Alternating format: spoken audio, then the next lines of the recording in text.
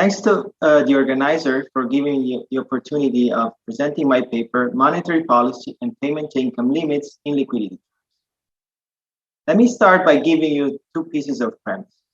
First, the largest component of US household debt is represented by mortgage debt. This represents about 70% of the whole US household balance sheet. The second premise that I want to give you is that after the financial crisis, one policy intervention was to tighten payment to income borrowing limits. Payment to income borrowing limits, also known as PTI. In this paper, I asked three questions. First, what are the macroeconomic effects of tighter payment to income limits in a liquidity trap?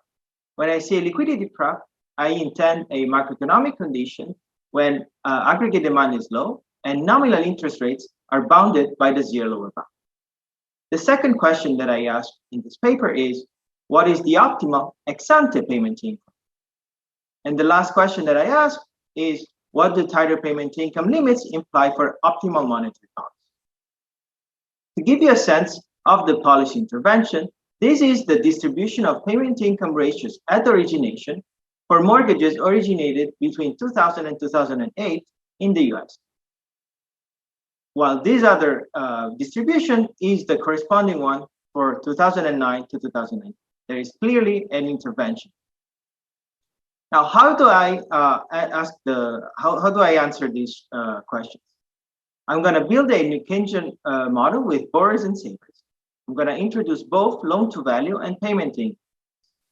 Here, I'm going to have an exogenous collateral value shock with aggregate uncertainty.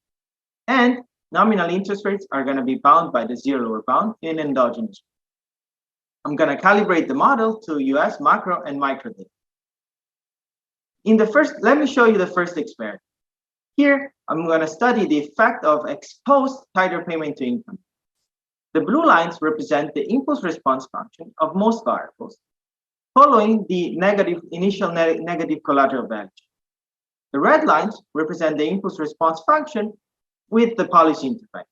As you can see, the policy intervention introduces a further contraction in output, further contraction in inflation, as well as a prolonged liquidity trap, as can be seen by the impulse response function for the nominal interest.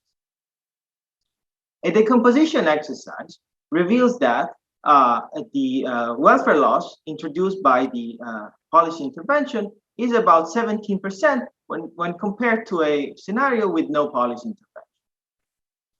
The second result of the decomposition exercise tells me that more than 100% of the total effect of the policy intervention is due to the fact that the economy itself is deleveraged in the steady state. In the second experiment, I study the optimal ex-ante payment to income. Here I ask, what would have been the optimal payment to income limit that would have minimized welfare losses subject to the same charge? Here, the result is that the optimal payment to income limit is between 14 and 15%. This is 3 times smaller than the current 35%. This result is strong and suggests that a stronger payment to income limit would have been required to begin. In the last experiment, which studies optimal monetary policy, I compare the effect of tighter payment to income limits between a case with a traditional inflation targeting rule against a case with optimal monetary policy.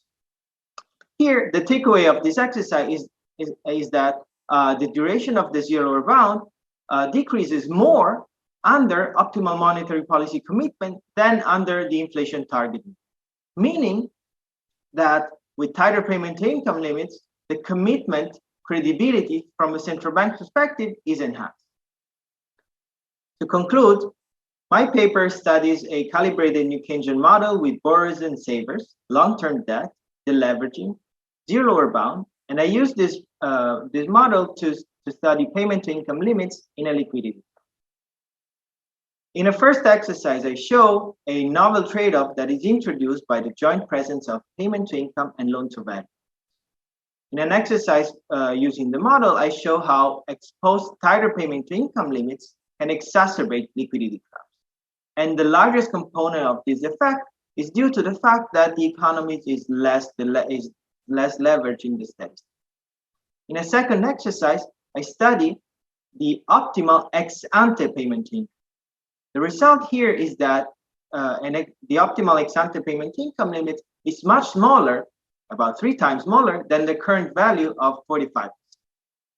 In the final exercise, I show how tighter payment to income limits decrease the commitment cost for a central bank that follows the optimal monetary policy. In other words, it enhances the credibility of it. Thanks everybody for the attention. And if you have any comments, please feel free to reach out. Thank you.